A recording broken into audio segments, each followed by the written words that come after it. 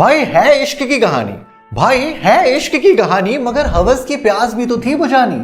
भाई रीशु से प्यार तो करती थी रानी, लेकिन क्या क्या रंग दिखा दी भाई इसकी जवानी। नमस्कार दोस्तों, मेरा नाम है सार्थक और आप सभी देख रहे हैं स्टार टॉक शो। आज हम बात करने वाले हैं फिर लौट आई हसीन दिलरुबा के बारे में। इससे पहले हमने हसीन दिलरुबा देखी थी, उसका ये सीक्वल पार्ट है फिर लौट आई हसीन दिलरुबा, जहां पे तापसी पन्नू यानी कि रानी और विक्रांत मैसी यानी कि रीशु की ये वही कहानी है, जहां पे इन्होंने शादी तो हुई लेकिन प्यार नहीं हुआ।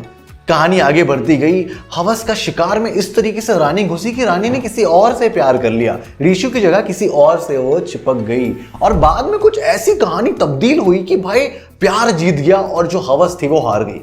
और इस तरीके की कहानी को आगे बढ़ाती हुई कनिका ढिल्लों ने ये कहानी लिखी थी और इतनी प्यारी ट्विस्टेड कहानी थी, सस्पेंस से, थ्रिलर से, हवस से भरी ये कहानी थी कि देखने में बहुत ही ज्यादा मजा आ रहा था, बहुत ही क्रेज था। नेटफ्लिक्स में आई थी और अब इसका सेकंड पार्ट आ रहा है फिर लौट आई हसीन दिलरुबा। भाई कहानी एंड हुई थी और एंडिंग में पता चला था कि भाई अभिजीत अंकल यानी कि पुलिस वाले अंकल को पता चल चुका था पंडित जी के बारे में। पंडित जी की किताब उनने पढ़ ली थी और उनको शक हो चुका था भाई रानी के ऊपर कि रानी ने कुछ ऐसा खेल तो नहीं खेला।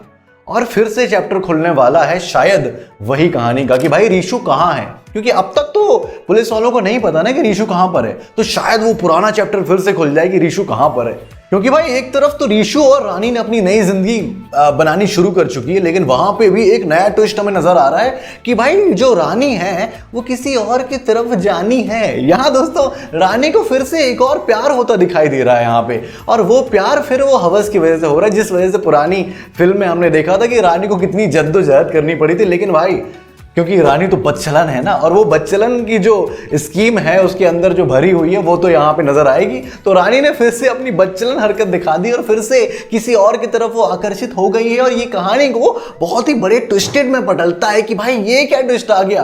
कनिका ढिल्लों ने इतने प्यार से इसको लिखा है। भाई देखो इस कहानी का सबसे बड़ा फोकस पॉइंट तो भाई उसके डायलॉग्स थे ना, कितने तगड़े डायलॉग्स आते थे। आपको वो डायलॉग याद होगा, जो पागलपन की हद से ना गुजरे वो प्यार ही क्या, क्योंकि होश में तो रिश्ते निभाए जाते हैं। याद है आपको वो किस तरीके के तगड़े डायलॉग्स यूज किए गए थे। तो भाई मेन फोकस इस फिल्म का डायलॉग और कहानी पे होगा, और हवस के सीन तो होने वाले हैं, आप लोग के दिलचस्प सीन जो आप देखने के लिए मरते हैं। भाई तापसी पन्नू का रोल बहुत ही तगड़ा है इस फिल्म में, आप तो जानते ही हैं। और विक्रांत मैसी तो भाई इस बार, पिछली फिल्म में विक्रांत मैसी बहुत थोड़ा मतलब ऐसा अंडररेटेड हीरो थे, लेकिन इस बार उन्होंने बड़े बड़े प्रोजेक्ट करने के बाद वो बड़े हीरो बन चुके हैं। फिल्म नेटफ्लिक्स में आ रही है और इस चीज से ना मुझे थोड़ा दुख तो है भाई कि यार ये फिल्म ना बड़ा पर्दा डिजर्व करती है, क्योंकि इस तरीके की कहानी, इस तरीके का सिनेमा बहुत कम देखा जाता है। वहीं हमें इस फिल्म में डायलॉग्स के साथ साथ जीबी शेरगिल भी दिखने वाले हैं, जिनके डायलॉग डिलीवरी तो आपको पता ही है। और कहानी में जैसे कि हमें पता है कि नील की डेथ हो चुकी है, दोनों ने मिलकर नील को मार दिया है, और अब वो नील का केस फिर से उठने वाला है कि नील कहाँ गया, इसकी बहन की मजे मजे।